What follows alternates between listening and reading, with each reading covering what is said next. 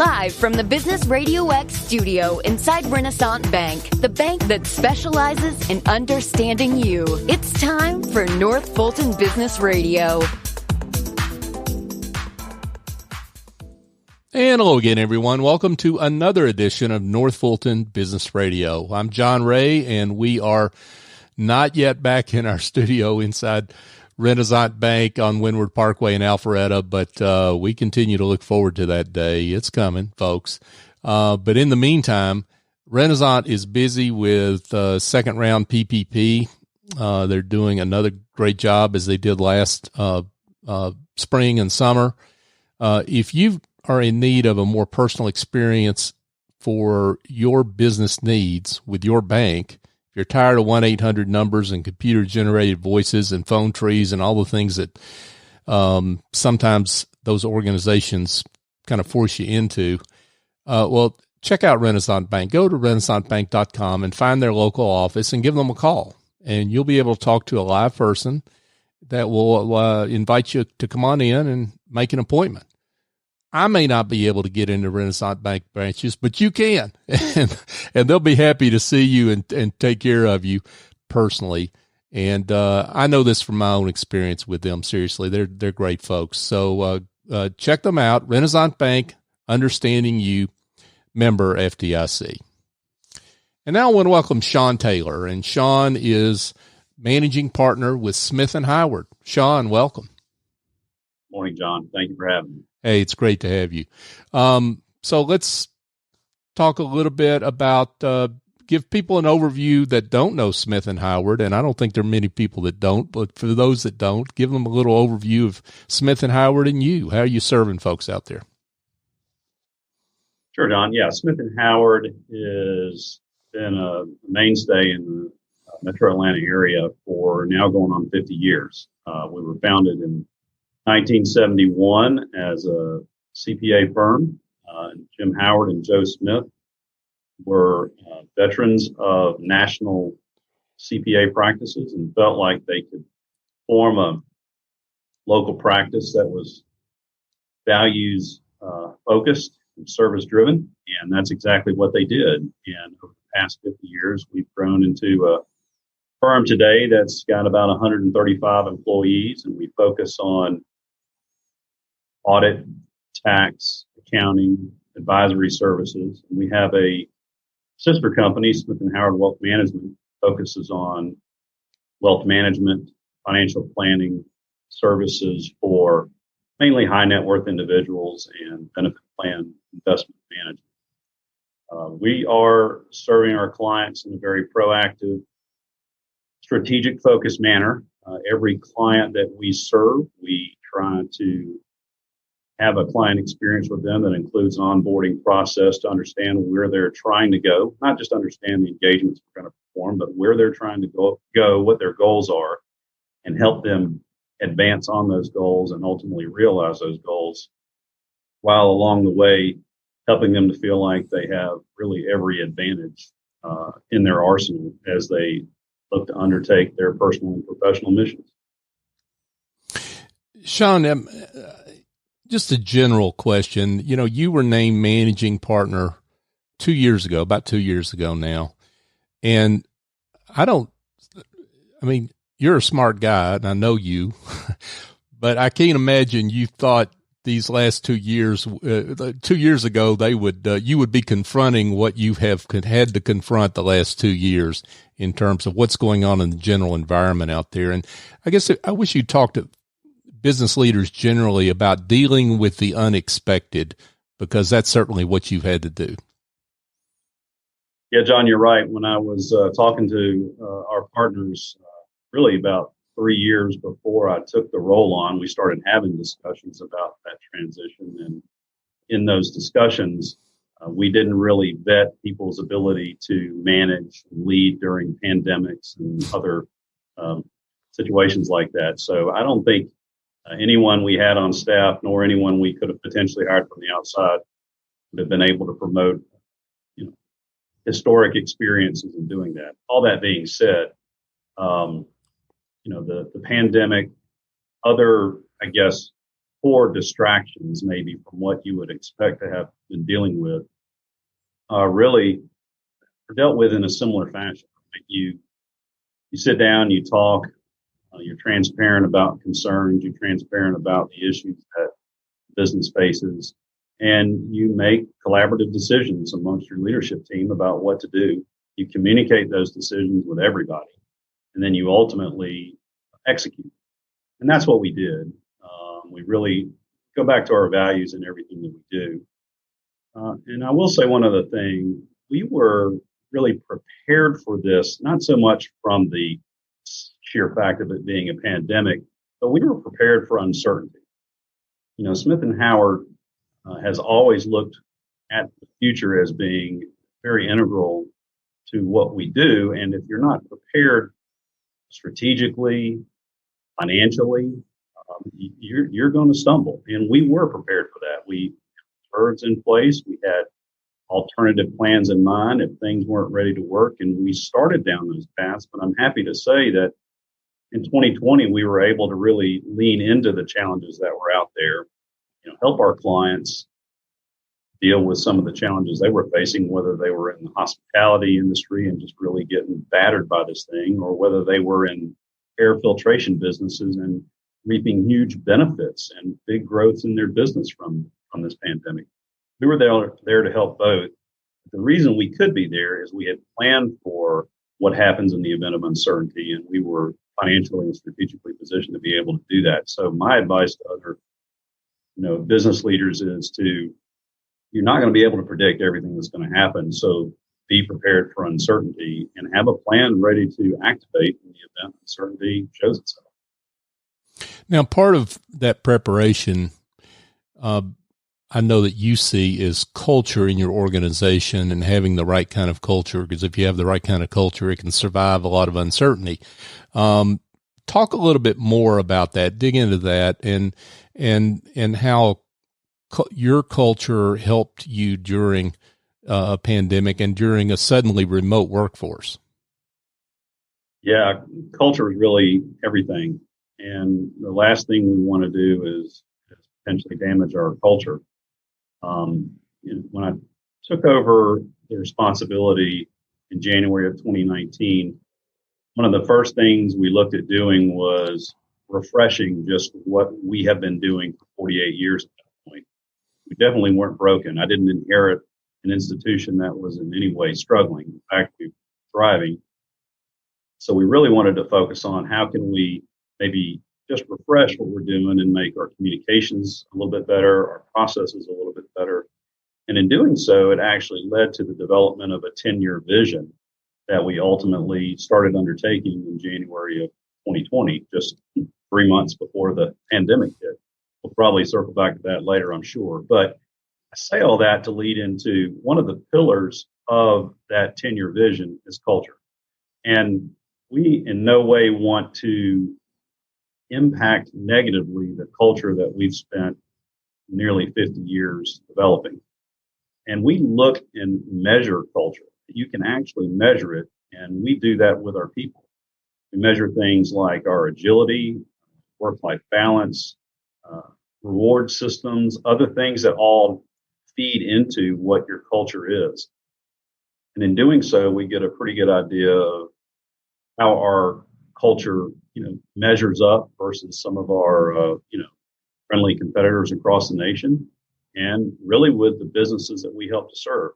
So one of the things about having that culture in place was when this happened, we were prepared. No one went into this pandemic, in March and early April without fears and concerns, but that's really kind of the way we started by addressing. I prepared weekly video messages for everyone in the firm, and the first few messages were, hey, I know that you're scared.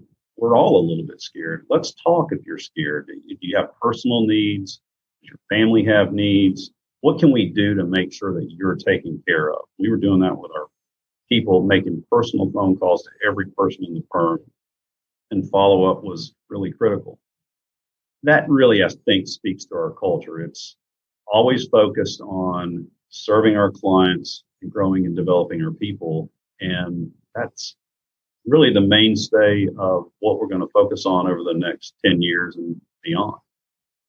So let's talk a little bit about that 10-year vision that you had. The culture was one of the pillars of that vision, and maybe dive into a little more what that looked like at that year ago, and then maybe how you're modifying that, retooling that as you look forward. Well, your vision ought to be what's out ahead of you. And we really spent time in 2019 looking at developing our vision for the next 10 years. And through a lot of introspection, a lot of work on who we are, we spent time with all of our partners and all of our managers, 40 different people involved in that process. And we used proven systems that have worked for other large businesses in the past, specifically systems promoted by Jim Collins, Jerry Forrest, Good to Great models.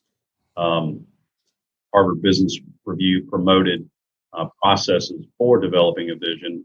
We came out with what we call Vision 2030.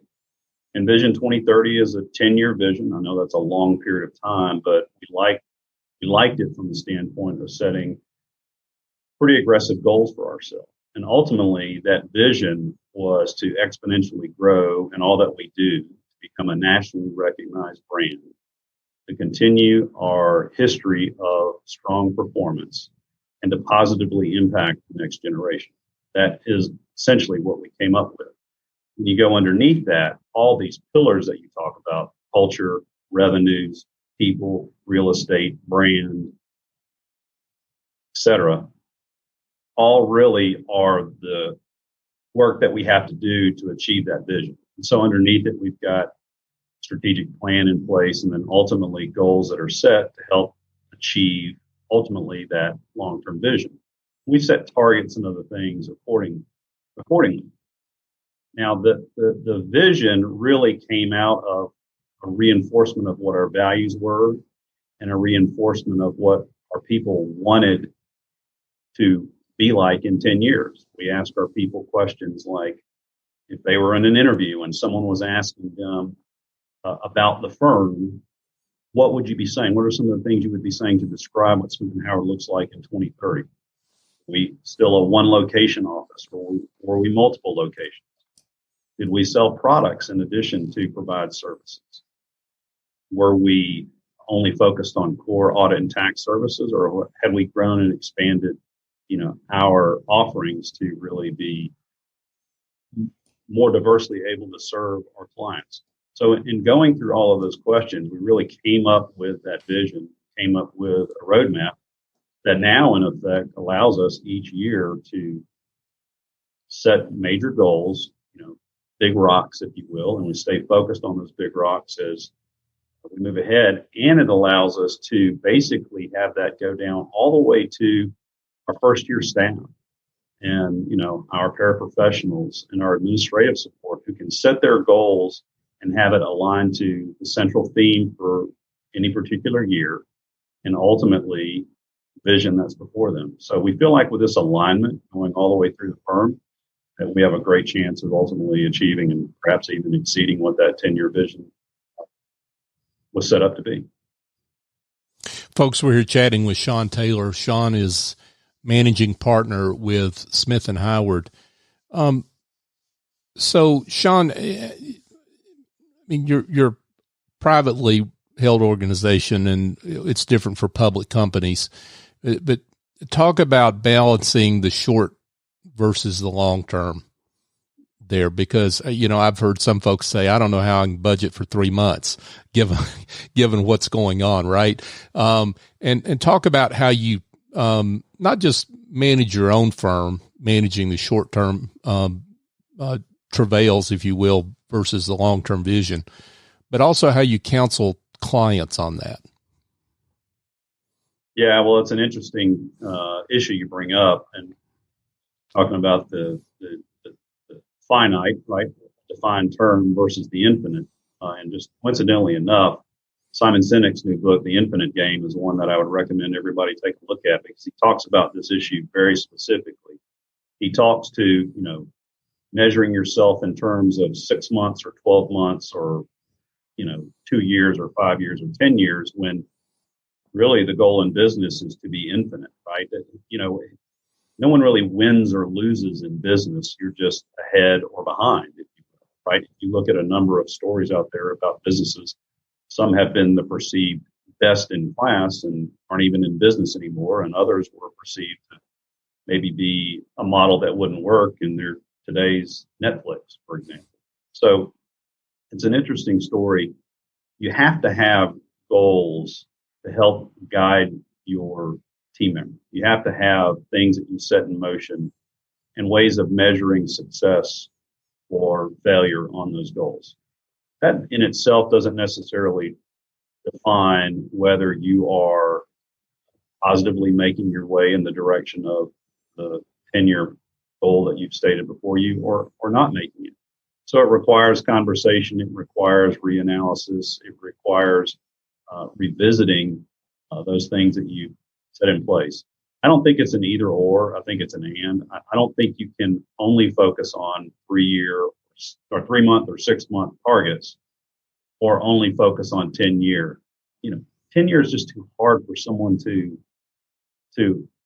feel like they're advancing on, or feel like they can get their arms around. You have to break it down into smaller pieces, especially from a time perspective. And that's what we've done. We try to set 3-year strategic plans, and then underneath that 3-year strategic plan are 1 year and then quarterly intervals under that people can follow. And it's just a way for them to manage this a little bit better. So both are important, and we really revisit each during the year, because to only focus on one or the other, I think, is a bit limiting in part as far as what you can achieve. So let's talk specifically about 2021 and what that looks like for your firm. What are some of the initiatives you have for this year that you're particularly excited about?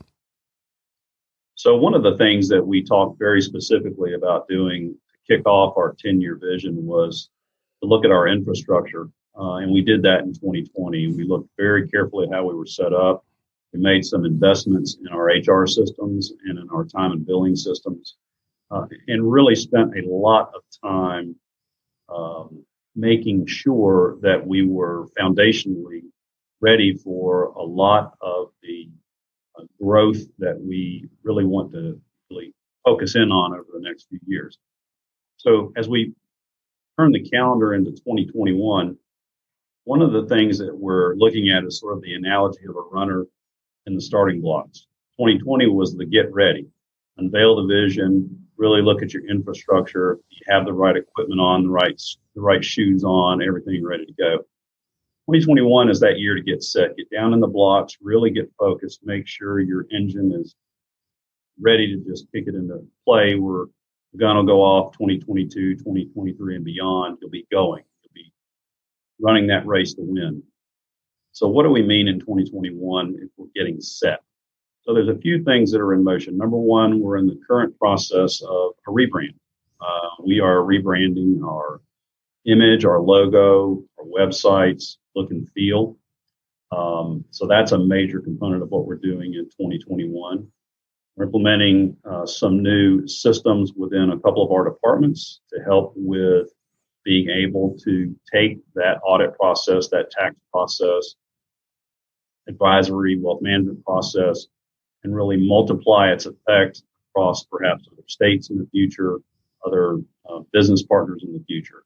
So those are the types of goals that we've set for ourselves this year as we prepare to be able to do some of those things that go beyond 2021. And we have 4 core values: clients, people, excellence, and integrity, and taglines associated with each of them that are more action verbs.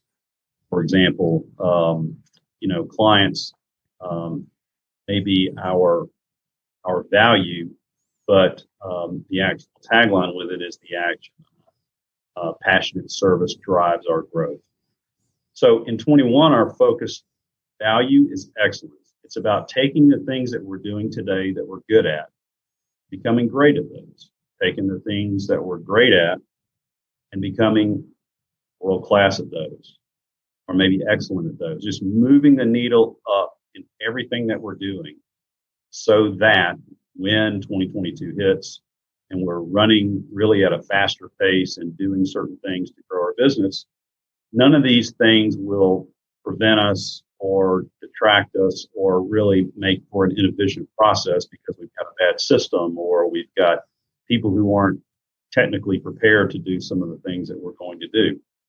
So it's really about getting ready for the future and moving everything, to an excellence stage. So that's our theme for the value in the current year. And everyone's goals this year are now focused departmentally, industry niche wise, and then individually are focused with the theme of excellence. So when they look at their goal, can they tie back to, I'm growing into excellence. I'm moving towards excellence. And it can be incremental. It can be organic, or it can be externally using, other help, acquiring certain help, doing those things, but it's movement towards excellence.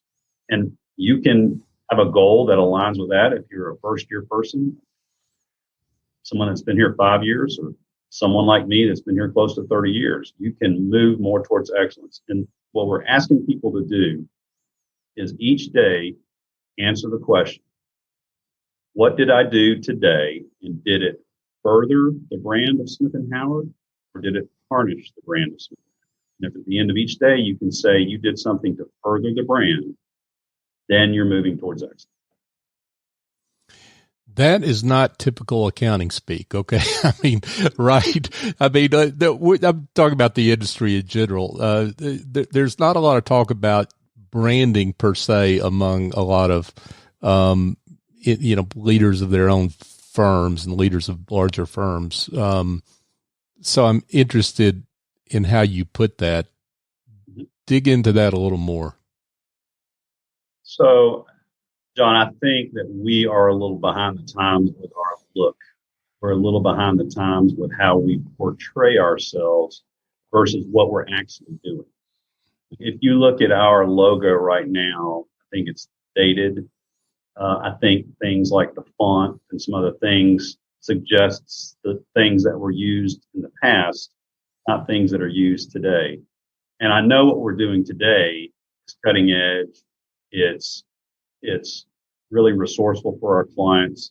It's the best type of development for our people. It's access to the best resources. So why does our logo portray 1980s green eye shade CPA firm when what we're doing today is so much more than that?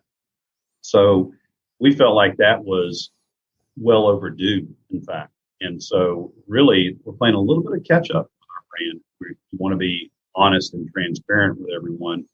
Our look and feel just doesn't speak to what we actually do. And what's interesting is you really recognize this when you talk to some of the younger people in our firm, people who've been here 3 years, 5 years, 7 years.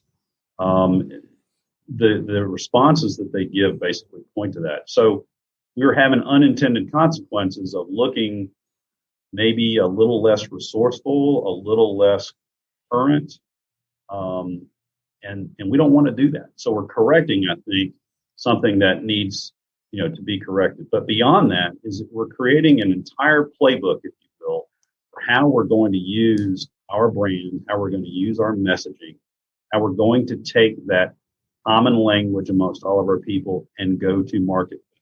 So what is our brand positioning statement? We all need to understand that. And then we need to take that and go to market with it, help people really understand who we are, what we're about, what our unique service offering is, and how we can help them ultimately achieve, their mission and advance their goals. Branding really is a whole lot more than just color, the look, the feel. We got to fix that. But then how we use it is really more important. And that's what we're developing here is a playbook that all of our people can understand and use. And they're giving presentations at state societies or when they're in front of, prospects giving a proposal, or when they meet somebody, the elevator speech for the first time and they're, handing out business cards. What is it that you're saying? What is it you're portraying and how you do that? So it's a pretty robust process and we're really excited about it. We started a little bit of it in late 2020, but the yeoman's amount of work is taking place right now. Folks, we're here chatting with Sean Taylor. Sean is the managing partner at Smith and Howard. You mentioned young people, and that really raises the question of, the industry as a whole is struggling with, there's just not as many accountants or would want to be accountants that are coming out of schools these days. And so recruiting is harder. And what I think I heard in what you were talking about there with branding is also employer branding. I think I heard a little bit of that echo in your comments there. Dive into that. You're absolutely right. I heard a presenter one time, I was at a conference in Indianapolis. He talked about the talent pool. We've always talked about the talent pool for years. And he made this point, and I think it speaks directly to what we deal with in the accounting profession, specifically in the Southeast and then really in Metro Atlanta. There isn't a talent pool. There isn't even really a talent puddle. We're all prospectively drilling for talent. Like, we go to a spot and we drill and we hope to strike oil. And if the well's dry, you pull up and you go somewhere else and you drill again. That's literally how we have to find talent. So number one is, how do you attract that talent, the best and the brightest people? Well, that branding that we talked about before is a major component of the attract. You have to be able to look and feel attractive. You have to be, something that interests people at first glance. And then as they do a little bit more due diligence, have their appetite for wanting to pursue you grow a little bit more. So we spend a lot of time on how to attract people. And we spend a great deal of time on our hiring processes. So much so that our hiring process is more than just, understanding who they are as a person, applying tests like Myers-Briggs or Best Work Data to understand who they are and relating it back to the others. We can line that up pretty well. We actually go through a process of having them audition for the role they're going to play. Right? We want them to explain to us what they would do in a very specific circumstance that goes right to what their job would be doing. If you were going to try to be the lead actor in a major Broadway play, you wouldn't just send them your resume and answer a few questions about, your background and your experience. You'd actually have to get on stage and sing a song. You'd actually have to get on stage and do a dance step, right? So we ask people to do a little bit of that. Let me give you a simple form of an example. When we look to hire tax administrators, we ask them to show us, process a tax return, show us how you would do it from A to Z. So this idea of auditioning helps us to make better hires. So the whole key is, if we make a great hire, now there's a better chance that we're going to be able to do the things that we can do with them to develop them and ultimately retain them. That's the third and fourth piece. So attract, hire, develop, and retain. And our development systems have grown and matured. We have a learning and development manager who focuses down on all of the technical skills that each person has to hone in on, as well as the soft skills that they need to develop. Things like, how do they develop public speaking skills, executive presence, things like that. And then ultimately the retention. What do we do to make sure our people are happy, they're satisfied, the offerings that we're giving them, their compensation, their benefits, the opportunities for advancement are there. And we do a lot of things that we haven't done before to make sure that happens. So when you look at talent, there's very little out there. So you got to find the best. And when you find it, you got to do everything you can to take care of it, develop it. And ultimately, if you do that, it actually, going back to my point before, it enhances the brand. When you enhance the brand, you can actually attract more and more and more people to what you're offering. So let's talk a little bit about challenges specifically for this year. I mean, obviously we're still in a pandemic. Where we are, third inning, sixth inning, who knows? But talk a little bit about the specific issues that you're dealing with for 2021. John, I think more than anything else, the challenge is mindset. I think people are, the word I would use is tired. And that's not limited to Smith & Howard Wealth Management, group.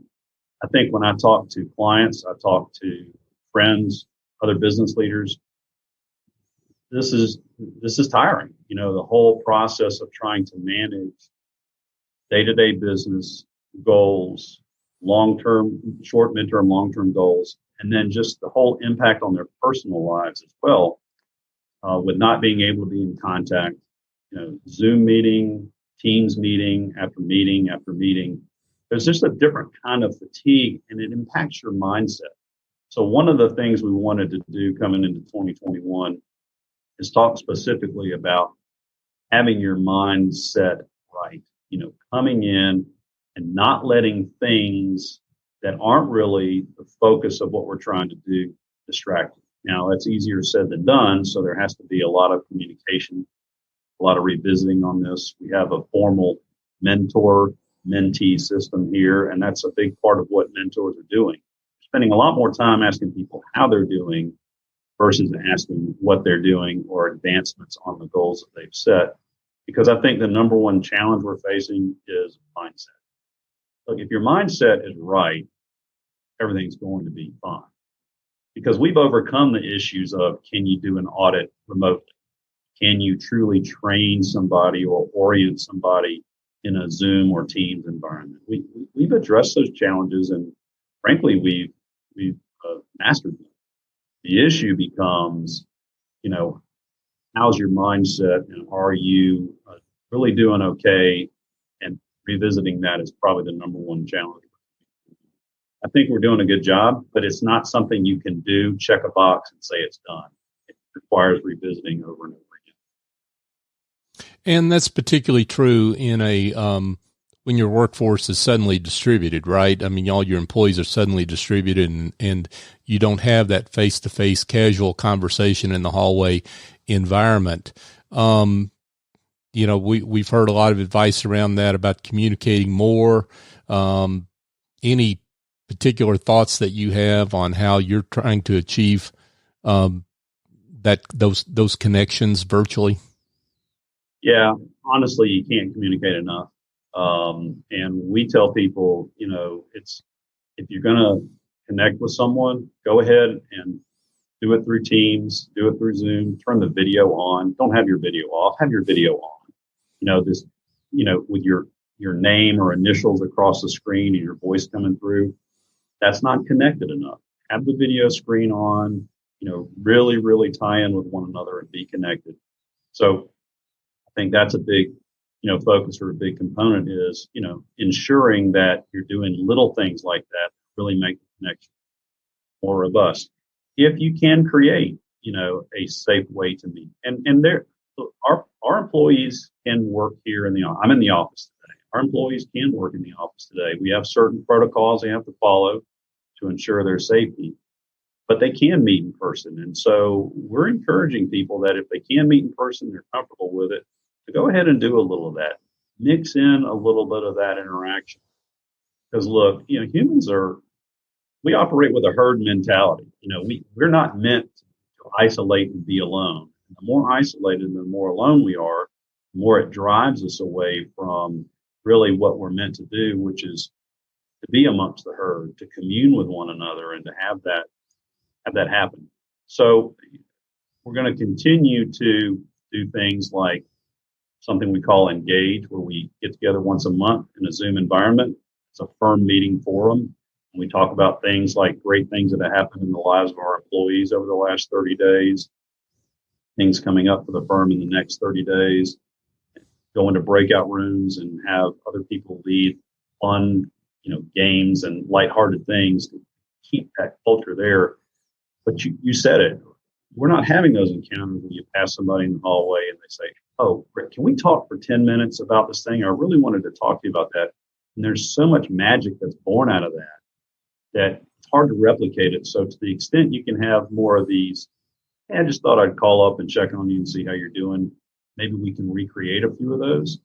But the hope is, like you said, maybe we're in the 6th inning or 7th inning of this, and maybe by the time the summer's here, we're able to create an environment where people can get back. One other point on that, John, is this. There are some positives from this and some abilities to enhance the work experience both for our people and for our clients.